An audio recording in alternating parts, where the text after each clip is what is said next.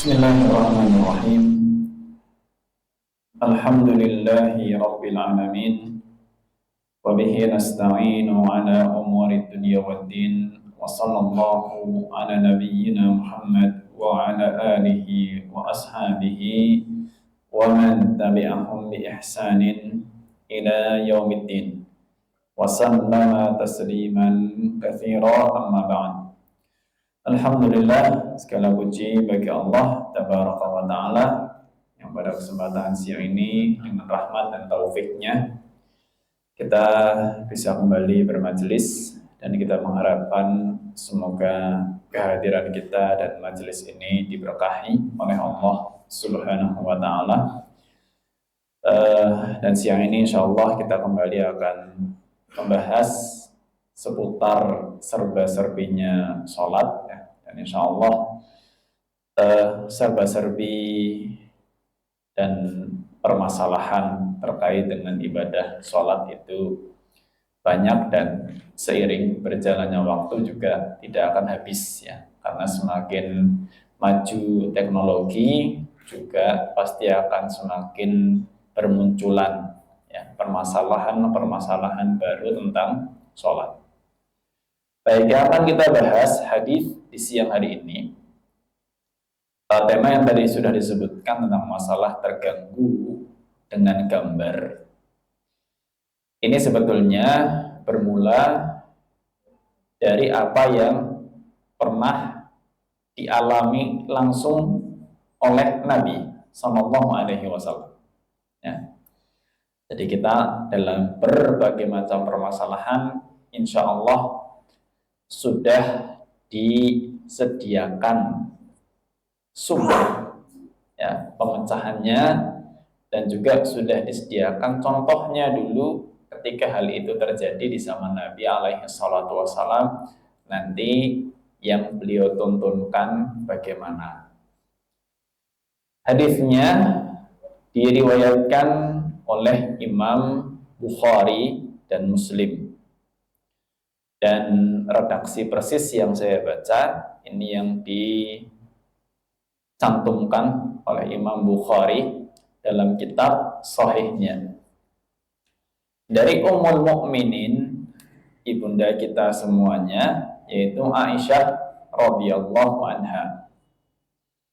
Aisyah menceritakan annan nabiyya sallallahu alaihi wasallam shalla fi khamisatin laha a'lam, bahwa Nabi alaihi salatu wassalam pernah sholat, ya, mengenakan baju atau kain yang bergambar. Intinya ada motif-motif di situ. Fanadhara ila a'lamiha nadhratan.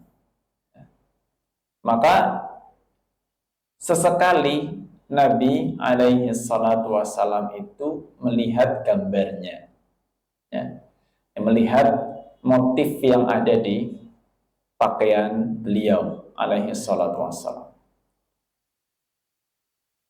Falamma insarafa, ketika beliau selesai sholat, ya, selesai sholat, qala, beliau bersabda, idhabu bi khamisati hadhihi ila Abi Jahmin, ya. Tolong kembalikan, ya, tolong kembalikan baju ini kepada seseorang yang bernama Abu Jaham, ya, Abu Jaham, ya, bukan Abu Jahal, Abu Jaham. Kalau Abu Jaham ini sahabat, ya. Kembalikan kepada Abu Jaham. Waktuni bi an bijaniyati Abi Jahmin, dan tolong ditukar dengan kain yang polos, ya, dengan kain yang polos. Sebelum saya lanjutkan, saya terangkan dulu. Jadi ini ceritanya Nabi alaihi salatu wasallam itu baru dapat hadiah, dikasih baju kain oleh seseorang yang namanya Abu Jahal. Ya, di antara kebiasaan Nabi alaihi salatu wasallam, beliau biasa terima hadiah, tidak apa-apa. Ya, terima hadiah. Tentu ini kehidupan lumrah ya, maksudnya di mana seseorang yang dihormati seperti guru seperti itu, ya, itu diberi hadiah.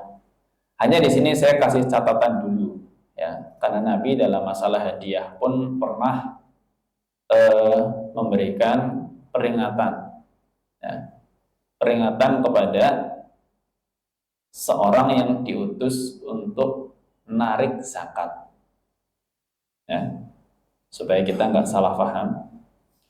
Nabi memang biasa menerima hadiah, ya, tapi ini hadiah disebabkan karena interaksi bermasyarakat biasa, ya, interaksi bermasyarakat biasa, tidak ada kaitan dengan jabatan-jabatan tertentu. Karena gini, Nabi pernah tadi mengutus seorang sahabat untuk narik zakat, ya. Nah, ketika zakat-zakat ini ditarik, ternyata di antara orang-orang yang bayar zakat itu ada yang ngasih, dalam tanda kutip kita biasa mengistilahkannya tips, ngasih tips pada si penarik zakat ini, ya, ngasih hadiah, ya, ngasih hadiah. Ketika si penarik zakat ini datang membawa harta zakat yang tadi diambil, ya, dia lapor kepada Nabi alaihi salatu wassalam, ini harta zakatnya, adapun yang ini entah apa barangnya, saya tidak tahu persisnya. Dia mengatakan, adapun yang ini tadi hadiah dikasih oleh salah satu orang yang zakatnya saya tarik, ini hadiah untuk saya.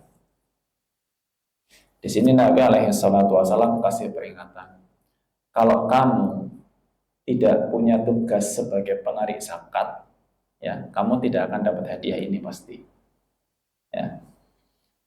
Dan beliau tidak membolehkan untuk menerima hadiah tersebut. Beliau tidak membolehkan untuk menerima hadiah tersebut, ya. Karena hadiah itu diberikan disebabkan apa? Karena dia punya jabatan sebagai penarik zakat, ya. Maka dari itu memang disebutkan dalam sebuah riwayat, ya, redaksinya, hadaya al-ummali ghululun, ya, hadiah untuk para pegawai, ya. Jadi memang karena statusnya sebagai pegawai, ya, adalah ghulul, ya. Ghulul itu sebetulnya sebuah istilah untuk harta rampasan yang dicuri, harta rampasan perang yang dicuri oleh salah satu pasukannya. Intinya apa? Ghulul itu kalau kita terjemahkan untuk pendekatannya, ya, maknanya itu harta khianat, ya, harta khianat, ya. Jadi asalnya hadiah boleh kita terima selagi itu tidak ada kaitan dengan jabatan yang sedang kita emban, ya. Kita terima hadiah dari tetangga boleh, ya, dapat hadiah dari teman misalkan, maksudnya teman lama, ya, nggak ada masalah, ya. Tapi kalau ada orang ngasih kita hadiah karena kita punya jabatan tertentu, ini yang perlu untuk digaris atasi, bukan sekedar garis bawah, ya, ini garis atas. Nah, kembali ke sini, Nabi alaihi salatu wasallam dikasih hadiah oleh seorang yang namanya Abu Jahal berupa kain, ya, baju. Beliau pakai, ya, sebagai bentuk penghargaan kepada yang ngasih, ya. Kan senang kalau orang ngasih sesuatu dipakai, apalagi dipakai untuk ibadah, ya, senang dipakai untuk ibadah, ya. Harapannya dapat pahala jariah, ya, dapat pahala jariah. Ternyata ketika dipakai oleh Nabi alaihi salatu wassalam, beliau nggak biasa pakai baju seperti itu. Kain-kain yang biasa dipakai oleh Nabi alaihi salatu wassalam itu yang polos-polos. Ya, beliau nggak biasa, sehingga ketika pakai seperti itu, sesekali mungkin melihat motifnya. Selesai sholat, beliau minta kain pemberian itu dikembalikan dan minta ditukar. Jadi minta ditukar ini juga supaya menjaga suasana hati orang yang ngasih. Karena kalau dikembalikan gitu kan, mungkin dia sakit hati, kecewa ya. Maka minta ditukar saja kalau ada yang polos. Ya, beliau minta yang polos. Kenapa? Beliau sampaikan fa innaha alhadni anifan an sholati. Ya. Beliau katakan karena gambarnya ya itu agak mengganggu saya. Ya. Gambarnya mengganggu saya, melalaikan saya.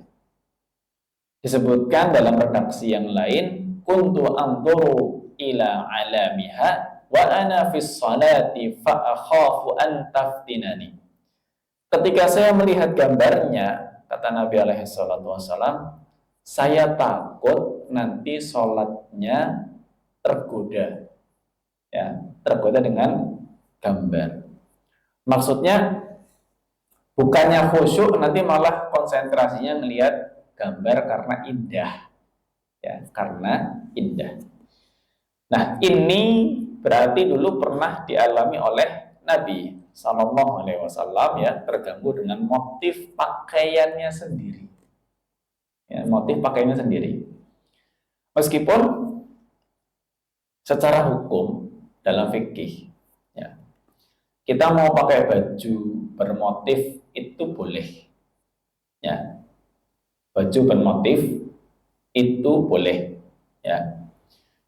Hanya di sini memang perlu untuk memperhatikan, ya, supaya motifnya ini kira-kira jangan motif yang mengganggu diri sendiri dan motif mengganggu juga orang lain, ya.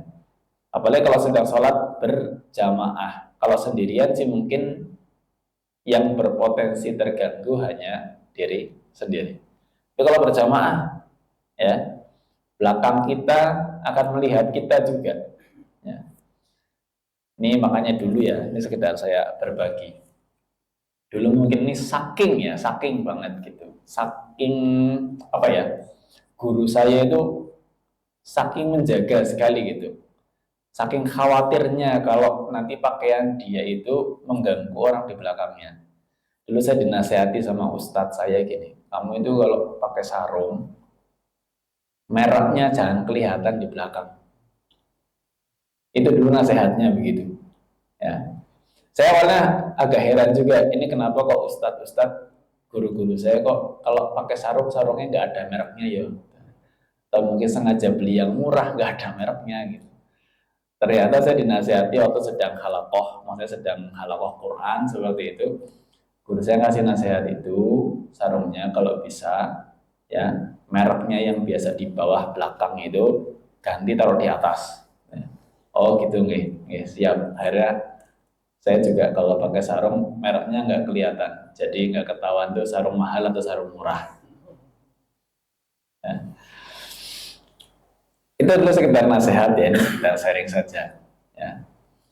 Padahal biasanya kecil, ya, orang juga mungkin nggak terlalu konsentrasi. Cuma kadang sebagian orang saking ingin menjaga saja, menjaga orang lain supaya khusyuk dalam sholat. Nah, sehingga di sini pun perlu juga kita perhatikan dalam setiap aksesoris yang kita pakai. Gak hanya masalah baju, ya, masalah aksesoris lain, khawatir nanti ada yang mengganggu juga, ya. Kalau sekiranya hal itu mengganggu, akan lebih nyaman kalau mungkin dihindarkan dari tubuh, ya, seandainya ada yang mengganggu, ya. Sama juga kayak misalkan pakai sajadah contoh, ya. Ini alhamdulillah sajadahnya nggak ada gambar macam-macam, ya. Kadang yang gambarnya macam-macam juga sedikit apapun banyak itu menjadikan pandangan kita teralihkan dengan gambar tersebut, ya. Bukan berarti nggak boleh ya, karena rata-rata sekarang sajadah gambarnya masjid, rata-rata. Bukan berarti nggak boleh, itu boleh. Ya, boleh. Cuma gini, kita hanya bicara antara yang polos dengan yang bergambar, itu lebih bagus yang polos. Ya, lebih bagus yang polos. Ya, kadang gambarnya apa? Ka'bah. Ya, gambarnya Ka'bah. Nanti begitu melihat Ka'bahnya, Hijri Ismailnya kebalik, bukan di sebelah kanan tapi sebelah kiri. Diperhatikan, oh, oke, gambarnya salah, guys. Apa sih gambar gitu? Ya, itu contoh saja. Dan sedikit ataupun banyak, memang hal itu ada pengaruh. Ya, ada pengaruh. Demikian juga ini akan berkembang lagi kepada masalah misalnya hiasan-hiasan ruang, baik ruang di rumah ataupun ruang di masjid misalnya. Ya. Kalau misalkan temboknya polos, ya itu akan lebih nyaman karena polos gitu. Maka kadang masjid pun bagian depannya sudah banyak ukiran-ukirannya gitu ya. Gambar bintang, nanti diperhatikan, oke, gambarnya apik teman, siapa sih gawe ya. Gitu. Belum lagi kalau misalnya ada lukisannya gitu, ya, itu akan semakin mengganggu lagi sebetulnya. Ya.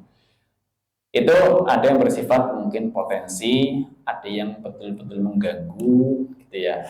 Tapi intinya, ya, semaksimal mungkin kita berusaha untuk khusyuk, ya, dan semua sarana kekhusyukan. Karena khusyuk itu kata sebagian ulama, ya, ada faktor internalnya dan ada faktor eksternalnya. Ya, untuk khusyuk ada faktor internalnya, ada faktor eksternal. Internal itu dari diri kita. Ya, ini faktor internal. Contohnya apa? Ya, contohnya masalah khusyuk ini adalah bagaimana pengagungan kita kepada Allah dalam hati. Itu internal kita. Ya. Kemudian contoh juga faktor internal untuk khusyuk ini adalah bagaimana pemahaman kita terhadap zikir yang dibaca. Ya. Makna Al-Fatihah atau sebelumnya makna doa iftitah, makna Al-Fatihah, makna suratan, makna tasbih ruku, tasbih sujud, tasyahudnya, tahiyat, ya. Itu contoh faktor internal, ya. Kemudian untuk pendukung dari luar, faktor eksternalnya untuk khusyuk, ya, suasana sekitar kita, ya, suasana sekitar kita. Masalah pakaian, masalah tempat sajadah misalkan, ruang, ya, termasuk juga suara, ya, ada nggak suara-suara yang mengganggu, ya, makanya dulu ketika sedang i'tikaf Rasulullah SAW mendengar dari dalam tenda beliau para sahabat ini ada yang lagi sholat, ada yang lagi baca Quran, dan yang baca Quran ini agak keras. Terus beliau keluar dari tendanya mengingatkan, ya, supaya suaranya dilirihkan.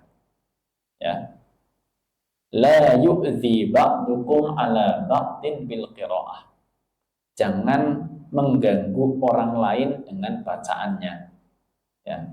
Jadi kalau lagi ada yang sholat, ya, kalaupun kita mau baca Quran di dekatnya atau mungkin di satu ruang yang sama, harus menjaga volume suara, ya, menjaga volume suara supaya tidak mengganggu, ya. Paling tidak yang didengar oleh diri sendiri atau mungkin dengan jarak yang cukup jauh dikit, ya, sehingga sekiranya nggak terdengar oleh orang yang sholat. Contoh faktor eksternal, ya, faktor eksternal.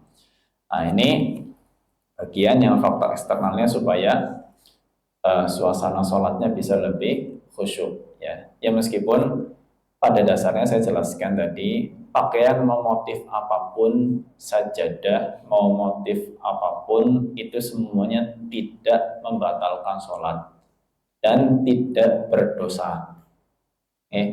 Tidak berdosa. Ya, tapi dengan perhatian, ya, supaya gambar-gambar yang ada di pakaian kita di mungkin sajadah kita. Sajadah sih insya Allah gambarnya umumnya masjid, pakaian terutama ya. Pakaiannya kalau bisa jangan yang bergambar-gambar makhluk seperti manusia, hewan, seperti itu ya. Itu sangat-sangat mengganggu sekali ya. Makanya pernah suatu ketika sholat taraweh ya, memang saat itu kita mendatangkan di sebuah masjid ya, di sebuah masjid dari panti, saya lupa, mungkin dari sebuah yayasan, entah panti jompo atau apa. Yang datang memang kesepuhan sudah sangat tua sekali, ada yang tunanetra ya. Saya nggak terlalu perhatian dengan pakaian-pakaian beliau-beliau ini, cuma rampung sholat, karena saya waktu itu juga takmir masjid ya. Saya diberitahu oleh salah satu jamaah, Pak Ustadz, itu nuwun sewu kok tamunya pakainya begitu ya, terutama yang tunanetra katanya. Kenapa Pak? Itu loh, kaosnya burine gambarnya wong wadon gitu. Oh ya mungkin karena yang makain orang lain kan, dia kan tidak lihat, ya kan? Dia tidak lihat, ya. Mungkin yang makain baju dikasih tahu Pak Ustadz supaya saya juga nggak tahu siapa makain baju. Ya, ya mudah-mudahan sholat jenengan tadi ya terjaga dan pahalanya nggak kurang mudah-mudahan ya. Tapi itu jadi pelajaran kita semua ya, supaya dalam pakaian kita dan aksesoris kita itu nggak mengganggu diri dan orang lain. Sebetulnya ini nggak hanya masalah gambar ya, bisa juga masalah bentuk. Karena ada pakaian yang mungkin nggak nyaman dipakai ya, merasa nggak nyaman, akhirnya ketika sholat itu risih bolak-balik benerin baju ya, mungkin terlalu sempit, akhirnya bolak-balik lagi sholat bener-benerin, kayak nggak nyaman, nanti habis sujud bangun lagi bener-benerin lagi ya. Maka itu hal-hal yang termasuk mengurangi, sebetulnya mengurangi, mau sedikit mau banyak, tapi itu jelas mengurangi kualitas sholat kita ya. Maka dari segi pakaian ini dan aksesoris kita memang perlu untuk perhatikan supaya semuanya menjadi pendukung kekhusyuan dalam sholat. Andai kata terjadi ada hal-hal yang mengganggu ya, dan akhirnya kita tidak bisa menghindari gangguan itu kecuali dengan cara memejamkan mata, maka saat itu memejamkan mata diizinkan. Walaupun aslinya kita sholat itu tidak dianjurkan untuk memejamkan mata ya. Bahkan memejamkan mata dalam sholat menurut para ulama hukumnya makruh ya. Kenapa? Karena itu menyerupai ibadahnya orang-orang yang bukan dari kalangan kaum muslimin ya. Aslinya tidak dianjurkan untuk memejamkan mata. Tapi kalau apa yang ada di hadapan kita itu mengganggu kekhusyuan sholat kita, maka boleh untuk memejamkan mata demi menjaga kemaslahatan ya. Kemaslahatan itu ya kebaikan sholat kita ya saat itu ya, daripada rusak konsentrasi mungkin memejamkan mata itu lebih menjaga sholat. Allahu a'lam bishawab ya. Ini hal-hal yang berkaitan dengan hadis Nabi tadi. Semoga Allah beri manfaat dan keberkahan. Silahkan untuk bisa lanjut sesi berikutnya. Wassalamualaikum warahmatullahi wabarakatuh wa ala alihi wa sahbihi wa baraka wa sallam. Waalaikumsalam, syukur jazakallah khair atas penyampaian tadi pada sesi yang pertama. Baik, di sesi yang kedua ini adalah sesi tanya jawab bagi bapak ibu sekalian yang memiliki pertanyaan seputar tema maupun di luar tema, silakan bisa diajukan. Silakan bapak ibu. Mau kembali.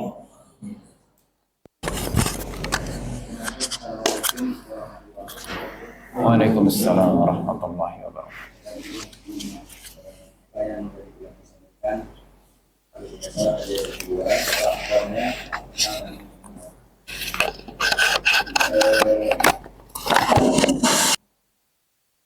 Mungkin kita ada juga tidak begitu besar dari yang itu yang salah. Contoh kita sholat kemudian lupa di kemudian di tengah menjalani sholat ada drink ya. ini bagaimana di khususnya yang mengucap, apakah perlu ada satu himbauan bagaimana ini dalam bentuk tulisan, nanti tulisannya nanti pada saat apa ya, supaya kadang kita lupa, seringnya lupa gitu, apalagi kita sudah ketinggalan. Ya, betul. Ini itu. Terima kasih. Assalamualaikum warahmatullahi wabarakatuh. Waalaikumsalam warahmatullahi wabarakatuh. Ya, masalah perangkat alat komunikasi ini masalah kontemporer ya, baru. Sehingga kita lihat memang di beberapa masjid mengambil langkah preventif. Ya. Kayak tadi yang disebutkan, menulis kayak himbauan-himbauan atau mungkin semacam gambar yang menunjukkan rambu bahwa HP itu verboten di sini gitu ya. Nah, hanya memang rambu ataupun himbauan seperti itu betul tadi perlu memperhatikan lokasi dan posisi ya, kayak misalkan contoh kalau ditempel di depan begini memang kurang bijak juga, nanti pas lagi sholat ya malah ngeliatin gambar HP verboten terus gitu kan. Kadang ada yang mengambil posisi mungkin di pintu sebelum masuk sekaligus mengingatkan bahwa HP di silent seperti itu. Atau kalaupun dinding depan ya maka jangan yang sejajar dengan pandangan mata, mungkin agak tinggi seperti itu.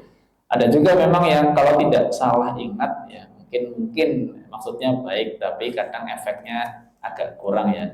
Betul-betul dipasang tempat pandangan mata sholat gitu. Jadi pas lagi masang soft langsung kayak muter, oh iya HP gitu. Cuma habis itu kan gambar itu nggak kemana-mana, di situ terus gitu kan. Ya kurang bijak juga kalau menurut saya, lokasi posisi itu kurang. Ya, ya tinggal dicarikan posisinya yang kira-kira terbaca ya dan mudah untuk jadi pengingat ya. Itu kan preventif ya, langkah preventif. Gimana kalau misalkan sudah pakai langkah preventif ya namanya orang lupa kan, nyala tengah jalan, tengah sholat gitu kan.